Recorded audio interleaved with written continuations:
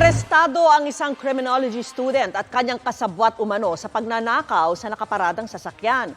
Konektado raw ang mga sospek sa grupong nambiktima rin sa isang aktor.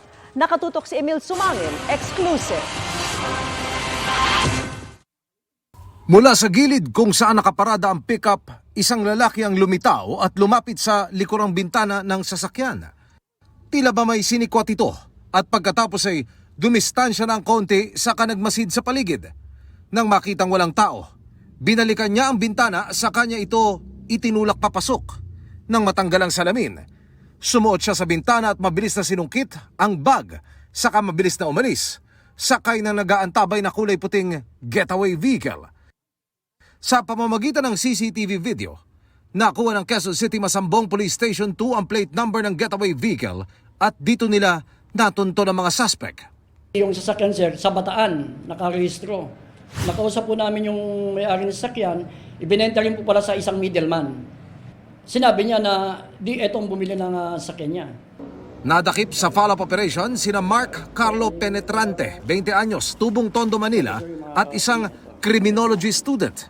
At ang sinasabing driver umano ng getaway vehicle na si Craig Forrest Priscilla, residente ng isang exclusive subdivision sa Quezon City. No comment si Priscilla pero si Penetrante na ayon sa QCPD ay may mga outstanding warrant of arrest mula pa noong 2019 dahil sa pagkakasangkot umano sa basag kotse modus. Umamin sa pulisya kung paano siya natuto. Nag-testing na lang po namin sa mga abandonado sa sasakyan, ganun po. Doon po kami nag-practice ng basagin sa salamin. Ayon sa QCPD, nangyari ang huling pambibiktima ng grupo sa Barangay West Triangle, kung saan isang negosyante na kumain lang sa isang restaurant ang nabiktima. Konektado raw mga suspect ayon sa pulisya sa pangkat na ng biktima rin sa aktor na si Gerald Anderson. Huwag po tayo mag-iwan ng mga valuables, mga importanteng gamit doon. Pitpitin po na natin.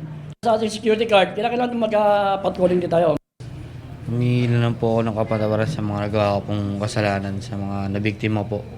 Humingi po ako ng tawad. Siya po mapatawad niya po ako. Mark, alamin ko lang, ano ba nagtulak sa'yo para gawin to? Problema lang po. Ano yun? Anong klaseng Sa problema? pamangkin po. Kulang ng pera, gano'n? Oo po. Bakit? Anong meron sa pamangkin mo? Takbo po sa ospital eh.